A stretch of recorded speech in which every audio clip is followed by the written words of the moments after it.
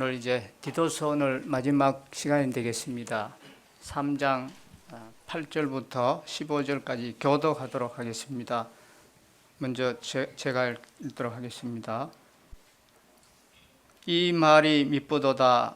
은하건대 너는 이 여러 것에 대하여 굳세게 말하라. 이는 하나님을 믿는 자들로 하여금 조심하여 선한 일을 힘쓰게 하려 함이라. 이것은 아름다우며 사람들에게 유익하니라.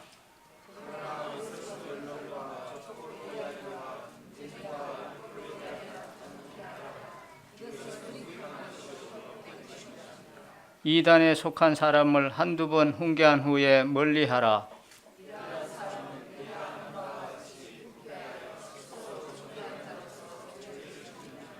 내가 아데마나 두기고를 내게 보내리니 그때에 내가 급히 니고폴리로 내게 오라.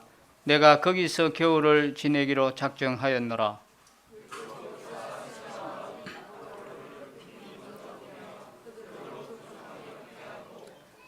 또 우리 사람들도 열매 없는 자가 되지 않게 하기 위하여 필요한 것을 준비하는 좋은 일에 힘쓰기를 배우게 하라.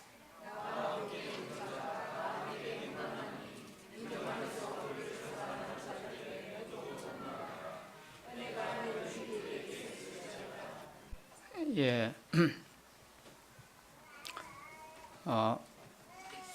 사도 바울은 보면 혼자 다니질 않았습니다. 가는 곳마다 이 동역자들이 있었습니다. 같은 동역자들을 동반하였는 걸 보는데 오늘날로 말하면 이제 팀 목회라 이렇게 이야기할 수 있겠습니다. 그래서 바울은 이 믿음의 영웅이다 이렇게 말을 할 수 있습니다. 혼자는 아주 잘하지만 이렇게 같이 하는 것을 잘 하지 못하는 경우가 많습니다. 그런데 바울은 이런 팀 사역을 잘하고 항상 이 동역자들이 있었던 걸 보면 역시 믿음의 영웅이라 이렇게 우리가 이야기할 수 있습니다. 그래서 같은 이 동역자를 두고 함께 하나님의 일을 했는 것을 볼 수 있는데 전도할 때도 보면 꼭 동반자들을 데리고 다녔습니다. 때로는 디모데를 데리고 함께 전도 여행을 할 때도 있었고 때로는 이제 바나바와 마가를 데리고 전도할 때도 있었고 또 오늘 본문에 있는 이 디도와 함께도 다녔던 것을 볼 수가 있습니다. 이제 이 바울은 지중해 연안의 큰 섬 중에 하나였던 이 그레데 섬에서 디도와 함께 이 복음을 전하고 또 예수님께로 돌아온 이러한 사람들을 말씀으로 세우는 이러한 일들을 했습니다. 그러면 바울이 왜 이 디도를 그레데 섬에 남겨둔 그 이유를 보면은 이제 바울은 이 그리스도를 전 세계에 선포하는 전 세계를 그리스도 앞으로 인도하고자 하는 그러한 큰 비전과 꿈을 가지고 있었습니다.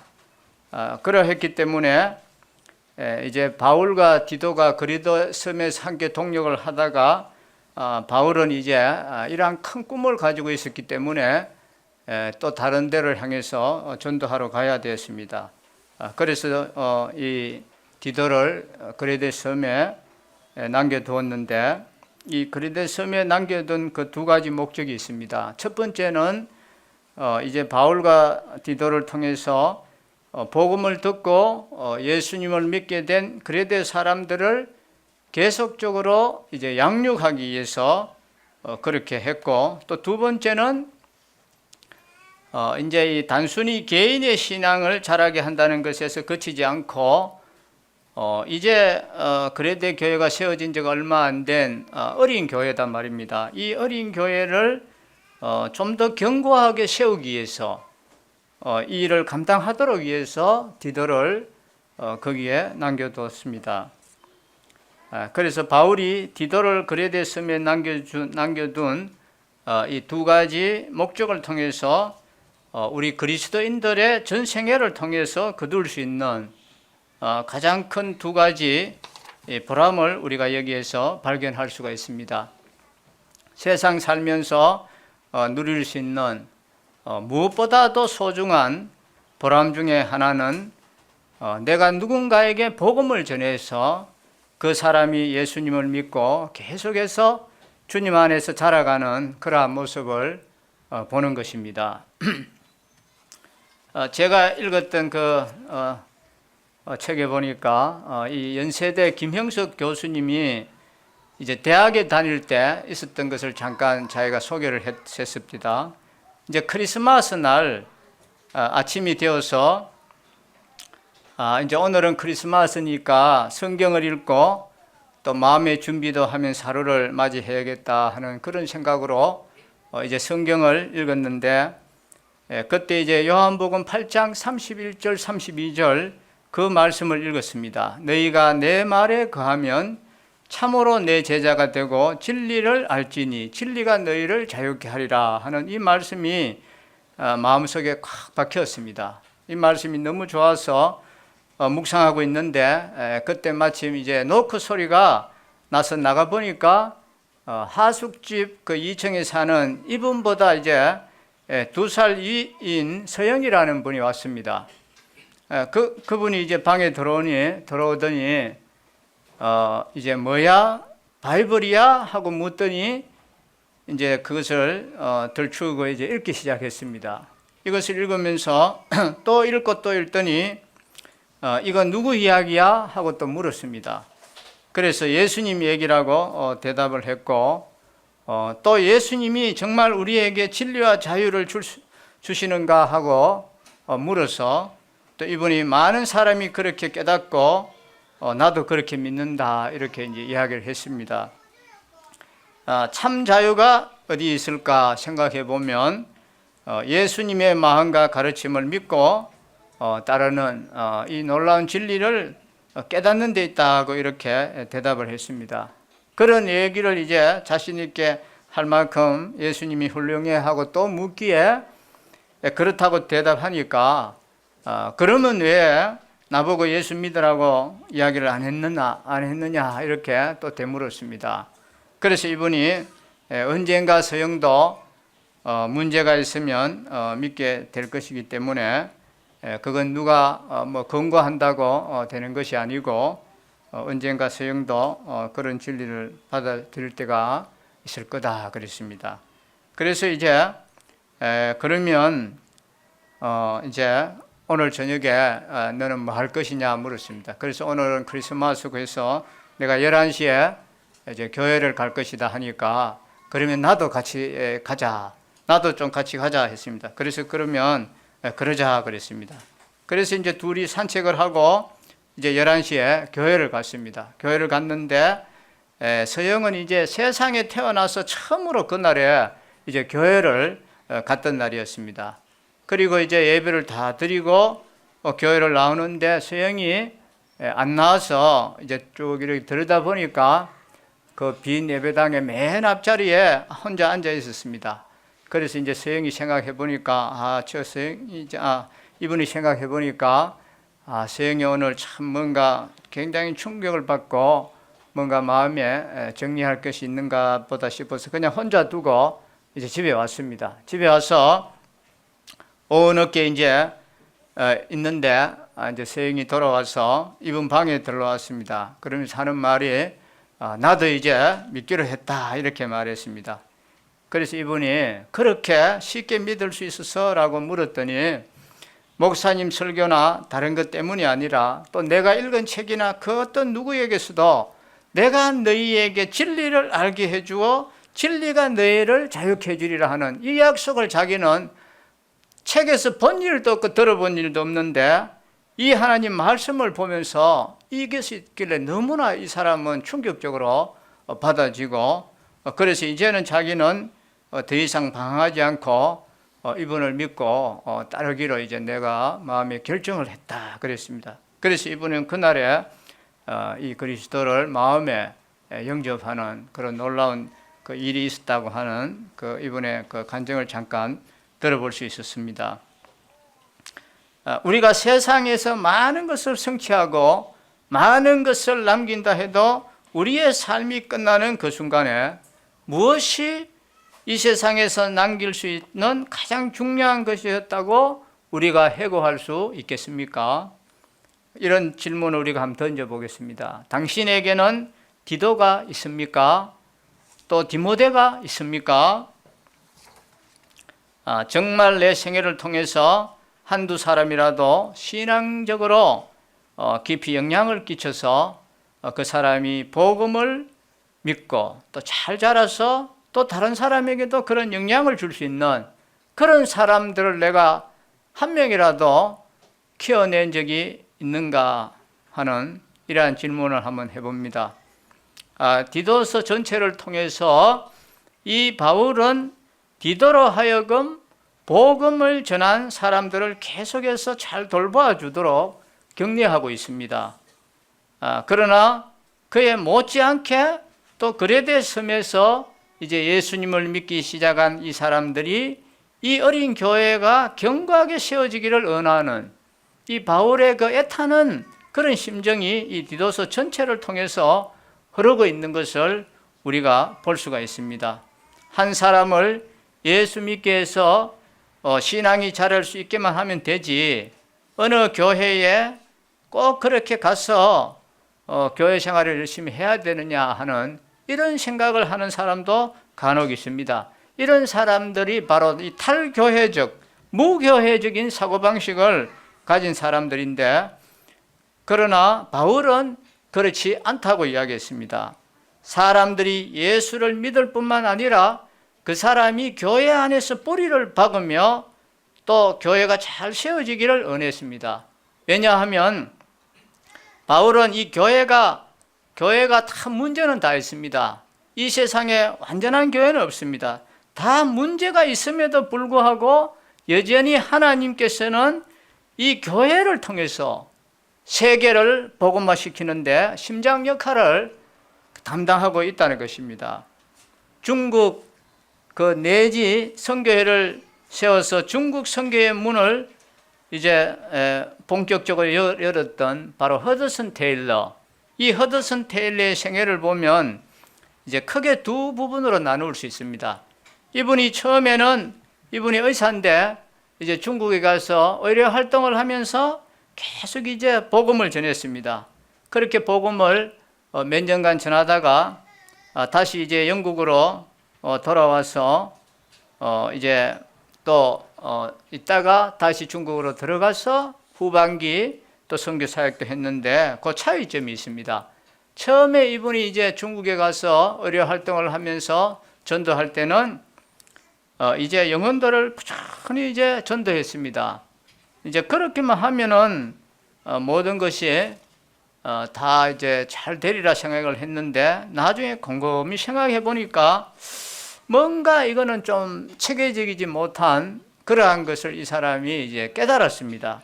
그래서 나중에 이제 후반기 전도를 할 때는 이 교회를 이분은 이제 깨달았습니다. 이 교회의 중요성이 이렇게도 중요하구나. 그냥 영혼들 전도해서 구원받고 그냥 내버려 두는 이것이 아니라 이 사람들을 교회로 인도해서 이 교회로 잘 이제 뿌리를 받고 자라게 하는 이것이 굉장히 중요하다는 사실을 이제 깨닫고 여기에 이제 많은 주력을 했습니다.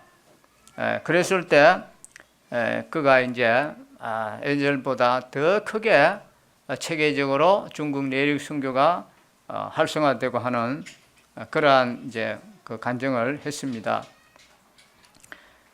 이 그레데 교회에 위기가 있었습니다. 그레데 교회의 위기 상황을 보도록 하겠습니다. 우리가 개인에게도 신앙의 위기가 찾아오는 것처럼 이 교회도 보면은 신앙의 위기를 겪을 수가 있습니다. 우리는 이것을 교회의 겨울이라 이렇게 한번 생각해 볼 수 있습니다. 한동안 교회가 아주 순탄하게 부흥하고 하나님의 은혜를 체험하고 영광스러운 그러한 때가 있는가 하면 교회는 어느 순간에 갑자기 침체를 겪어서 영적으로 어두워지는 위기를 맞이할 때가 있다는 것입니다. 이 겨울을 잘 넘기지 못하면 동사하게 되는 것입니다. 그러나 이 겨울을 잘 넘기면 다시 한번 벚꽃이 만개하는 봄을 맞이할 수가 있는 것입니다.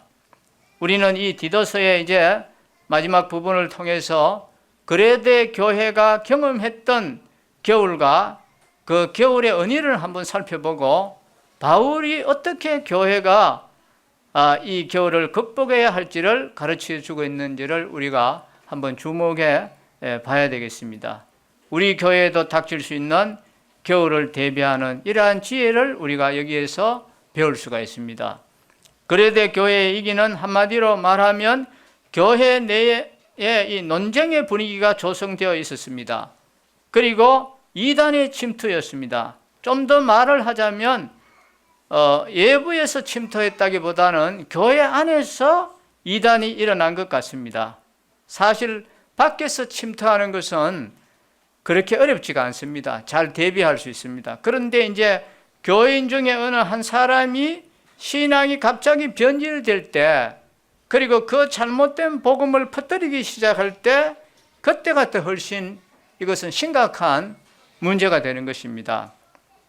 먼저 교회 내에 그 논쟁의 구체적인 내용을 살펴보도록 하겠습니다. 이 본문에 보면은 이제 어리석은 변론, 또 족보 이야기, 분쟁, 율법에 대한 다툼, 이런 순서로 논쟁의 그 내용이 언급되어 있는데, 뒤로 갈수록 사용되는 그 단어가 보면 점점 더 강도가 심해지는 것을 볼 수가 있습니다. 처음에는 근거 없는 것을 추구하고 또 허황된 것을 근거로 자기 주장을 하고, 그러다가 나뉘어지고 결국에는 싸움으로 발전해 나가는 것입니다. 먼저 첫 번째는 이 변론이었습니다. 변론. 이 변론이란 말은 무엇을 찾는다, 또 추구한다, 그런 의미로 사용되었습니다.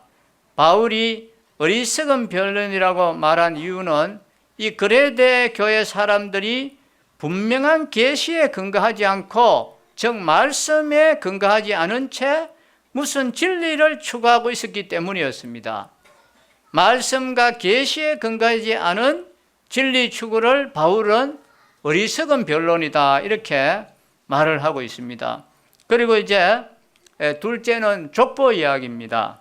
여기서 말하는 족보는 우리가 말하는 보통 우리 조상들의 족보와 같은 그런 것이 아닙니다. 구약 시대의 여러 인물들에 관해서 옛날 이 히브리 사람들은 성경이 말하지 않는 이야기들을 많이 꾸며대었습니다. 그건 말하자면 신화와 같으죠. 신화라고 할 수 있죠. 즉 아브라함에 대해서 많은 이야기를 꾸며대고, 또 이삭에 대해서, 야곱에 대해서, 요셉에 대해서, 또 모세에 대해서 성경에 나타나지 않은 많은 이야기들을 상상으로 그냥 꾸며내서 이야기를 했습니다.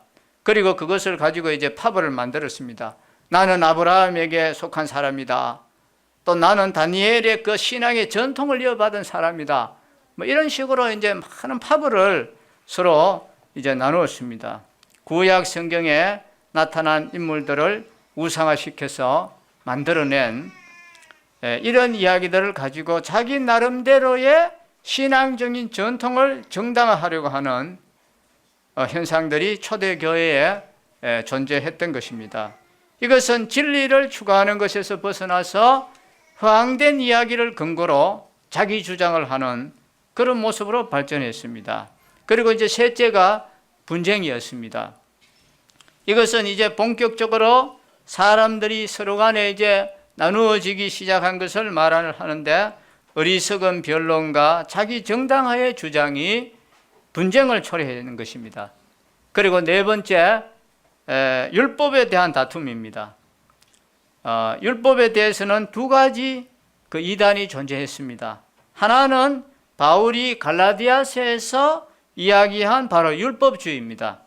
한마디로 말하면 율법 중에서 어느 하나라도 지키지 않으면 구원받지 못한다 하는 그것이죠.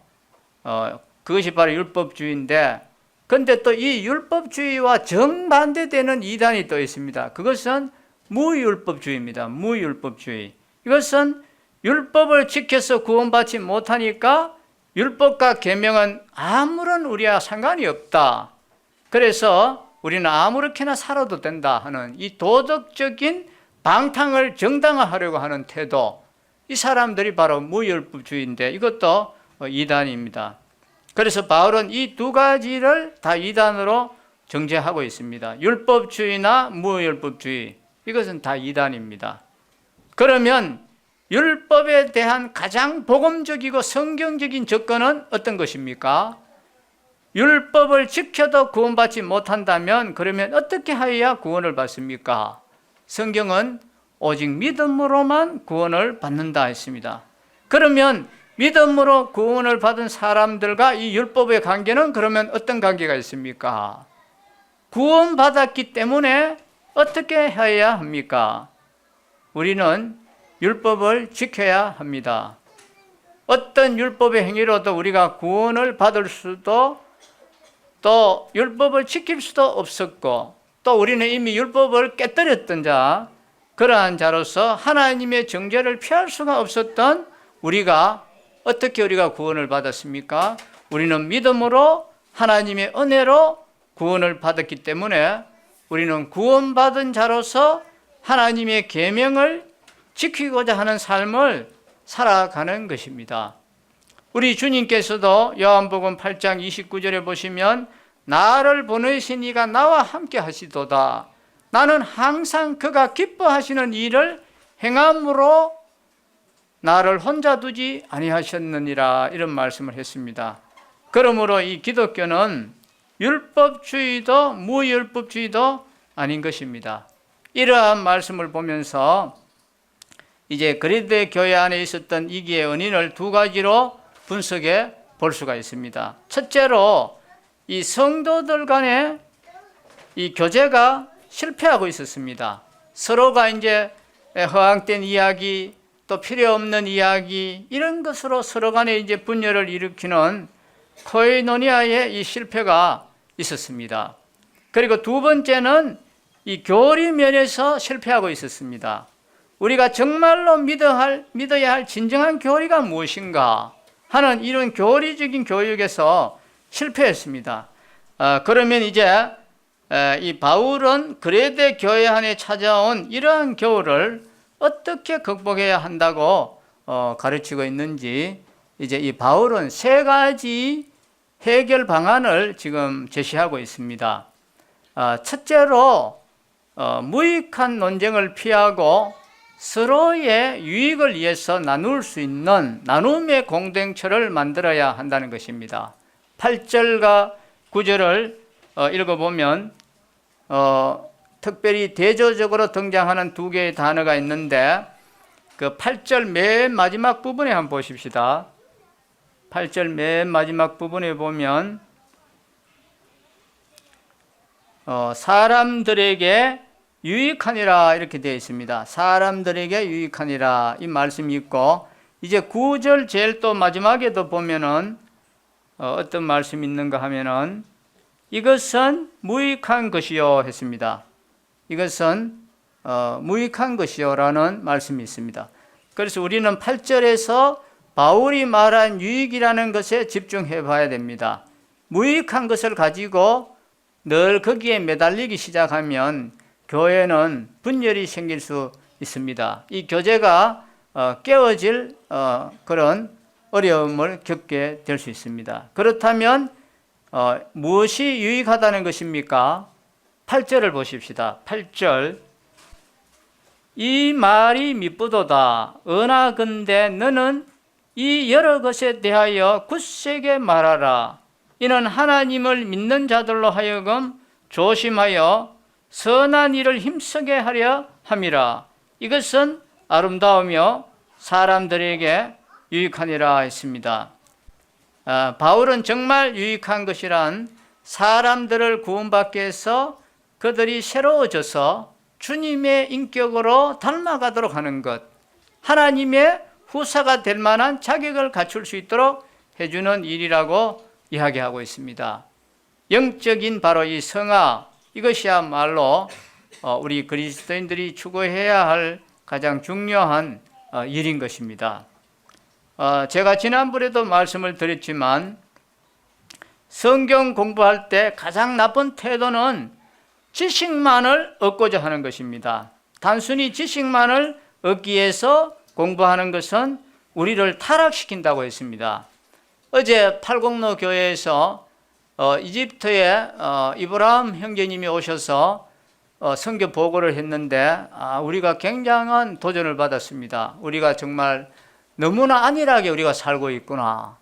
우리는 구원받은 요 생명 요거 하나 가지고 천국에 갈 것만 생각하고 있지, 얼마나 우리는 지금 이 땅을 위해서 어떻게 하면 더 이 땅에서 잘 먹고 잘 살까, 여기에만 가전히 초점을 맞추고 살아가는데, 이 형제님의 그 간증을 들어봤을 때 지금 이 이슬람에는 굉장한 지금 목숨을 걸고 전도하고 있는데, 또 어떤 면에서는 굉장한 위험이 있는가 동시에 또 거기에는 영혼들의 한거무장입니다.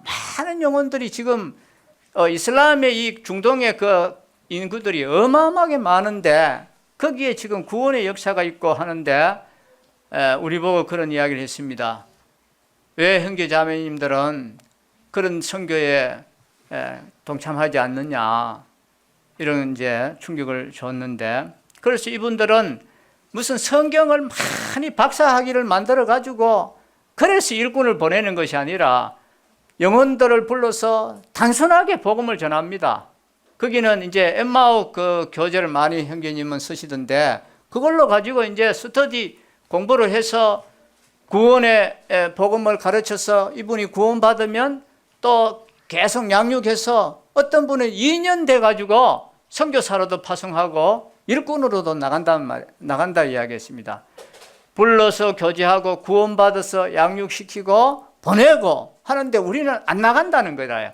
공부는 하고 지식은 엄청나게 커져가는데, 커져가니까 뭐합니까? 계속 판단밖에 더 합니까? 지식만 커져가니까 말씀 가지고 판단만 하지 실제적으로 내가 행동을 보이지 않는다 이 말입니다. 지금 우리는 지식을 많이 키워야 될 때가 아니라 실제 적은 말씀이라도 순종하고 복음을 위해서 우리는 나가야 되는데 지금 꼼짝하지 않고 나가지를 않는다는 그 이야기를 했습니다. 그래서 우리는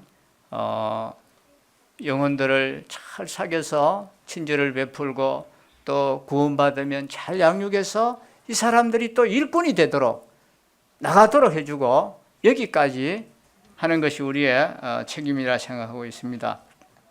우리가 지식을 받는 가장 중요한 목적은 이 말씀을 우리 삶에 잘 적용해서 어떻게 하나님을 기쁘시게 해드리는 사람이 될 수 있는지 하는, 이렇게 하기 위해서 우리가 성경을 공부를 하는 것입니다. 여기에 우리가 초점을 맞춰야 되는 것입니다. 그런데 이제 그레데 교회 사람들은 근거도 없는 이야기들을 가지고 자꾸만 자기의 의견을 내세우고 성경적인 분명한 가르침을 떠나서 왜곡된 그런 가르침을 주장하고 있었던 것입니다. 이러한 것을 주장하다 보니까 그레데 교회 안에 분열이 생기고 다툼이 생기기 시작했습니다. 우리 그리스도인들 사이에도 어떤 문제에 대해서 얼마든지 의견에 차이가 있을 수는 있습니다. 그런 차이는 있을 수 있는데, 그래서 그 유명한 어거스틴은 아주 오래전에 그분이 이런 말을 했습니다. 그리스도인들이 기억해야 될 중요한 말을 했는데, 이 본질적인 것에 대해서는 언제나 일치를 보여야 한다 했습니다.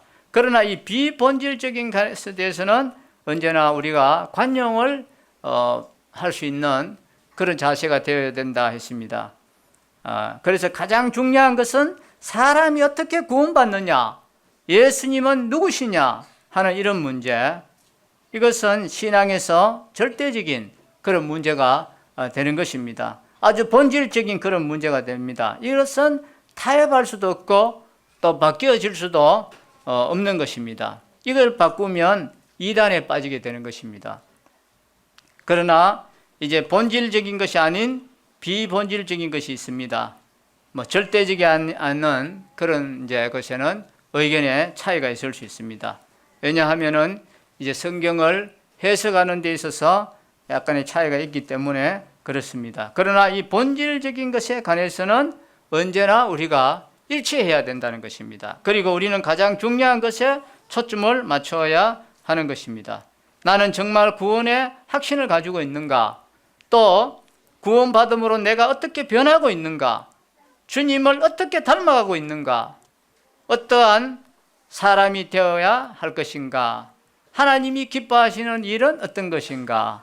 이것은 아주 정말 중요한 본질적인 것들입니다. 그리고 이것은 우리들을 유익하게 할 것입니다. 이것이 우리가 모일 때마다 공통의 관심사가 될 때 우리 교회는 그만큼 건강해질 수가 있는 것입니다. 반대로 중요하지 않은 것에 자꾸만 초점을 맞추게 되면 의견이 갈라지고 또 결국 불행한 공동체가 될 수밖에 없습니다. 그래서 우리는 서로의 유익하게 만들기 위해서 서로의 마음을 나눌 수 있는 이러한 공동체를 이룰 것을 사도 바울은 이 그레데 교회에 대해서 기대했던 것입니다. 그리고 두 번째로 이제 교리의 순결을 지킬 수 있는 공동체가 되어야 하는 것입니다. 그래서 이 문제에 대해서는 바울이 아주 단호하게 이야기를 하는 것을 볼 수가 있습니다. 10절을 한번 보시겠습니다. 이단에 속한 사람을 한두 번 훈계한 후에 멀리하라 그랬습니다. 이단에 속한 사람을 한두 번 훈계한 후에 멀리하라.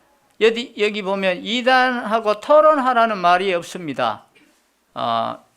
훈계하라 했습니다. 만약에 우리가 이제 이래 보면은 뭐 여호와의 증인이라든지 신천지 사람이나 많은 여러 수도 없는 그런 이단의 사람을 우리가 만날 수 있습니다. 이런 사람은 우리가 토론을 해서는 안 됩니다. 훈계를 하고 아주 따끔하게 훈계를 하고 보내야 됩니다. 그래야 되지. 그 사람하고 자꾸 이제 토론하려고 3번 만나고 4번 만나고 하다가 오히려 거기에 빠져들어가는 그런 경우도 가끔 볼 수 있습니다. 이 그레데 교회의 경우에 이제 이단은 밖에서 침투한다기보다도 안에서 일어난 그러한 것으로 보입니다. 우리 안에 어떤 사람들이 어느 날 갑자기 변하는 것을 볼 수가 있습니다. 어느 날 갑자기 어떤 그쪽의 사람들하고 자꾸 친해지고 가까이 하더니 사람이 이제 바뀌어 버렸습니다. 그래서 지금 모임에도 교제권에서 완전히 이탈되고 한 경우가 있었습니다. 그런데 이제 보통 그런 말을 하지요. 단호하게 교회가 대처하는데 그 중에 어떤 사람은 그래도 어떻게 그렇게 할 수 있느냐, 사랑으로 대해줘야지 어떻게 그래야 할 수 있느냐, 이렇게 말하는 분도 있겠지요. 그렇지만 이 사도 바울이 얼마나 그 사랑의 사도입니다. 얼마나 그 사랑을 강조했던 사도 바울이었지만 이 교회적인 순결에 대해서는 대단히 단호한 그런 태도를 취했는 것을 볼 수가 있습니다. 우리 여기 손을 얹으시고 요한 2서 6절을 한번 보겠습니다. 요한 2서 6절 보시겠습니다. 또 사랑은 이것이니 우리가 그 계명을 따라 행하는 것이요 계명은 이것이니 너희가 처음부터 들은 바와 같이 그 가운데서 행하라 하심이라. 미혹하는 자가 세상에 많이 나왔나니 이는 예수 그리스도께서 육체로 오심을 부인하는 자라. 이런 자가 미혹하는 자요 즉 그리스도니 너희는 스스로 삼가 우리가 일한 것을 잃지 말고 온전한 상을 받으라 했습니다.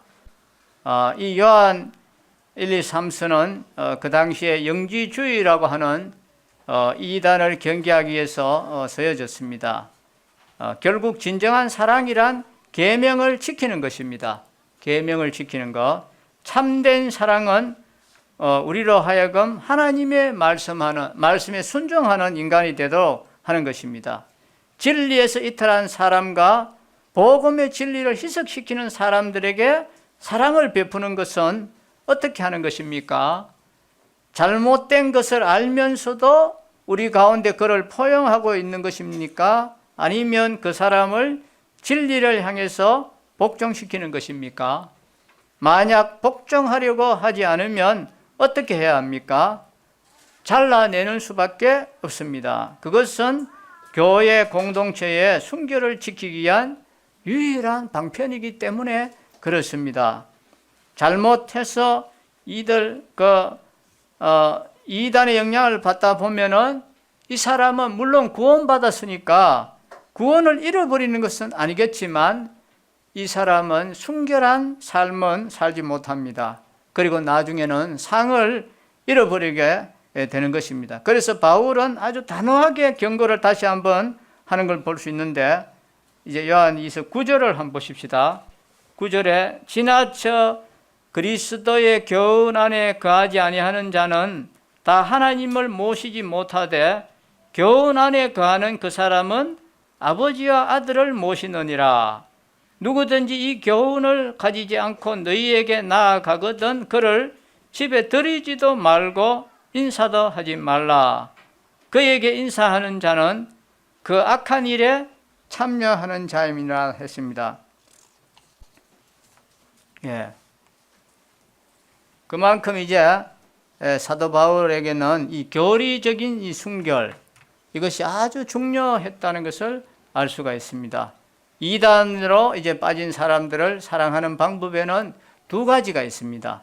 그것을 포기하게 하든가 아니면 그들을 떠나야 됩니다. 잘못된 영향이 미치기 시작하면 교회 공동체는 하나님이 쓰실 수 있는 순결한 공동체가 될 수 없기 때문에 그렇습니다. 그레데 교회에서 일어난 이단들은 상당히 의도적으로 진리에서 이탈했다는 흔적을 볼 수가 있는데, 이제 디도서 3장 본문에 다시 돌아오셔서 11절을 한번 보시겠습니다. 11절에 보시면 이러한 사람은 내가 아는 바와 같이 부패하여 스스로 정죄한 자로서 죄를 짓느니라 했습니다. 공동체 가운데 이단이 되는 사람을 보면 무엇이 진리인가를 알면서도 그것을 거절하여 의도적으로 이탈합니다. 이렇게 되면 이건 어쩔 수가 없는 것입니다. 그래서 바울은 그들을 멀리하라고 경고했습니다. 그들에게서 이 공동체가 영향을 받아서는 안 되기 때문에 그렇습니다. 교리적 순결을 지켜야 할 책임이 교회에게 있는 것입니다. 이단을 그냥 놔두게 되면 그런 사람들을 중심으로 해서 자꾸만 이 그룹이 형성되어서 그것이 교회의 분열을 앓는 결정적인 원인이 될 수 있기 때문에 그렇습니다. 그래서 셋째로 이제 열매를 맺기 위해서 서로가 격려하는 이런 공동체가 되어야 하는 것입니다. 바울은 이 길을 겪고 있는 이 그레데 성도들의 문제를 수습하고 그들을 돕기 위해서 이제 사람들을 파견했습니다. 먼저 누구를 보냈습니까? 12절을 한번 보십시다. 12절에 보시면 내가 아데마나 두기고를 내게 보내리니 그때 내가 급히 니고볼리로 내게 오라. 내가 거기서 겨울을 지내기로 작정하였노라 했습니다. 그리고 또 바울은 디도에게 자기가 있는 곳으로 오라고 했습니다. 그것은 디도가 이제 이것을 수습하기 위해는 아직 좀 어리다고 바울이 판단했는 것 같습니다. 그래서 이제 바울이 디도를 불러서 거기에서 이제 만나서 믿음을 세워서 보내기를 원했습니다. 바울이 그동안에 그 지도력의 공백을 메우기 위해서 이제 아데마와 두기고라고 하는 이 두 사람의 지도자를 이제 그레데로 보낸 것입니다. 그 두 사람을 보낸 것이 아니지요. 또 13절에 한번 보십시오. 또 누구를 보내나 한번 보시겠습니다. 율법 교사 세나와 및 아볼로를 급히 먼저 보내어 그들로 부족함이 없게 하고 있습니다. 예. 율법 교사 세나와 아볼로가 이제 등장하지요. 율법 교사라는 것은 우리 식으로 말하면 법률가, 변호사입니다. 이 사람이 변호사입니다. 세나라는 이름은 로마 명칭인데 아마 이방 출신의 그리스도인 변호사였을 것으로 보고 있습니다. 그는 변호사의 직업을 가지고 동시에 복음을 전하는 순회 전도자, 그거의 일을 했을 것으로 그렇게 보고 있습니다. 또 한 사람은 아볼로인데 이 아볼로는 사도행전에 보면 그는 성경과 말씀에 대해서 아주 능했던 그러한 유명한 사람입니다. 그는 아주 훌륭한 성경 교사였습니다. 바울은 아데마와 두기고를 보낼 계획을 세우면서 그 전에 이제 세나와 또 아볼로를 보냈습니다. 그 13절 하반절에 보면은 그들로 부족함이 없게 하고 했습니다. 그들로 부족함이 없게 하고 하는 이 말은 이제 이 두 사람이 그레데 성도들을 돕는 동안에 그들을 굶기지 말고 잘 대접하라 이 말입니다. 교회를 돌보는 이 사람들을 굶기지 말고 잘 대접해 줄 것을 이야기했습니다. 그리고 14절도 한번 보십시다. 14절에 또 우리 사람들도 열매 없는 자가 되지 않게 하기 위하여 필요한 것을 준비하는 좋은 일에 힘쓰기를 배우게 하라 했습니다. 이러한 지도자를 잘 섬기면서 우리는 정말 열매를 가지고서 주님 앞에 설 수 있는 사람이 되어야 하는 것입니다. 바울은 그레데 교회라는 이 한 어린 교회를 세우기 위해서 얼마나 지금 노력하고 있습니까? 아데마를 보내고 또 두기고를 보내고 또 세나를 보내고 아볼로를 보내고 또 디도를 불러서 격려하고 어떻게 해서라도 이 그레데 교회 성도들과 한 사람 한 사람의 믿음이 세워지도록 애쓰고 있는 그 바울의 뜨거운 심정을 우리가 여기에서 읽어볼 수 있습니다.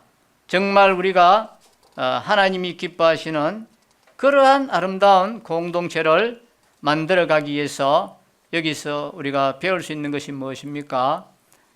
교회 전체적으로 흔들림이 없이 하나님의 복음을 위해서 든든하게 서가는 능력 있는 공동체가 되기 위해서는 우리 모두가 힘을 합해서 이단에 속지 않도록 또 이미 확실한 믿음을 가진 사람들을 더 견고하게 자라나서 하나님이 쓰실 만한 사람이 되도록 서로가 뜨겁게 격려하고 복음 안에서 뭉쳐야 하는 것입니다. 바울이 기대했던 그 교회의 모습은 바로 이러한 것이었습니다. 디도서와 디모데 전후서는 바울의 생애에서 마지막 편지들입니다. 바울은 인생의 겨울이 오기 전에 자기가 복음을 전했던 성도들과 그 복음 안에서 세워진 교회가 정말로 하나님의 뜻 안에서 계속해서 역사를 감당할 수 있도록 뜨거운 마음으로 간절한 심정으로 그들을 격려했습니다. 복음을 위해서 애쓰는 성도들의 공동체가 어떤 모습으로 만들어져 가야 하는가에 대한 이 바울의 격려를 가슴속에 담고 우리의 교회가 나아가야 할 그러한 모습을 우리가 그려봅니다.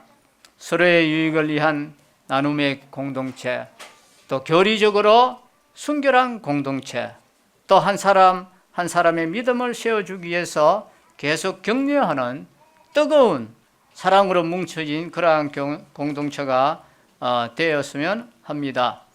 오늘 말씀을 잠깐 요약을 하면 이 바울이 디도를 그레데 섬에 남겨둔 그 이유는 먼저 바울과 디도를 통해서 복음을 듣고 예수님을 믿게 된 그레데 사람들을 계속적으로 양육하도록 하기 위해서였습니다.